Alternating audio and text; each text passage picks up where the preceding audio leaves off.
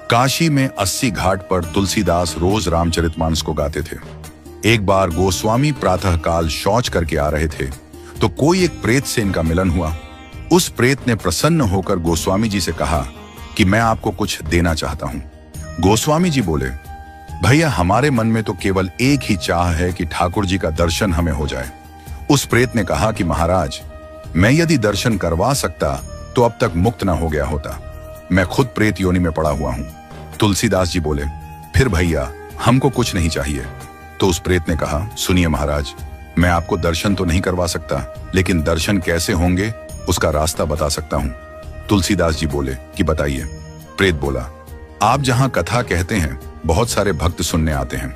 अब आपको तो मालूम नहीं, लेकिन मैं जानता हूं आपकी कथा में रोज हनुमान जी भी सुनने आते हैं। सबसे पीछे कंबल ओढ़कर एक दीनहीन कोढ़ी स्वरूप में जो व्यक्ति बैठता है और जहां लोग चप्पल उतारते हैं वहीं बैठते हैं।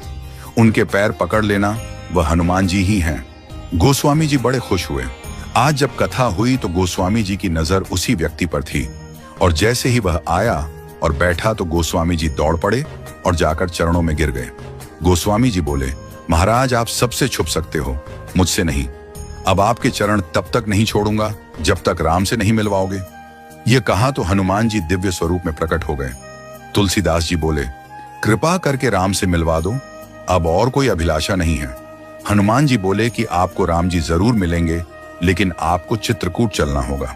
गोस्वामी जी चित्रकूट गए, मंदाकिनी में स्नान किया, कामदगिरी की परिक्रमा की, खोज रहे हैं कि प्रभु कहां मिलेंगे। सामने से दो राजकुमार घोड़े पर आए, एक गौर वर्ण और एक श्याम वर्ण। उन्होंने रास्ता पूछा तो तुलसीदास जी ने बताया और वो चले गए। फिर हनुमान जी प्रकट हुए और बोले, अभी जो राजकुमार घोड़े पर थे वही तो राम और लक्ष्मण थे। आपसे ही तो रास्ता पूछा और आपने नहीं पहचाना। ये चूक हम सब करते हैं। न जाने कितनी बार भगवान सामने आए हों और हम पहचान नहीं पाए हों। सबका आदर करो, क्योंकि न जाने किस रूप में नारायण मिल जाएं। गोस्वामी जी बोले, हनुमान जी आज बहुत बड़ी गलती हो गई, कृपा करवाइए फिर मिलन हो। हनुमान जी बोले, धैर्य रखो, फिर मिलेंगे। गोस्वामी जी मंदाकिनी के तट पर स्नान कर चंदन घिसते हुए श्री राम जय जय राम गा रहे थे। ठाकुर जी बालक रूप में आए और बोले, बाबा चंदन बहुत प्यारा घिसा है, थोड़ा मुझे लगा दो। गोस्वामी जी ने दिया। हनुमान जी तोता बनकर आए और घोषणा कर दी कि चित्रकूट के घाट पर भाई संतों की भीड़, तुलसीदास चंदन घिसे, तिलक देत रघुवीर। तुलसीदास जी के कानों में यह वाणी पड़ी तो चरणों में गिर पड़े। ठाकुर जी बोले, अब नहीं छोड़ूंगा। प्रभु दिव्य रूप में प्रकट हुए और अंतर्ध्यान हो गए। वह झलक हृदय में बस गई।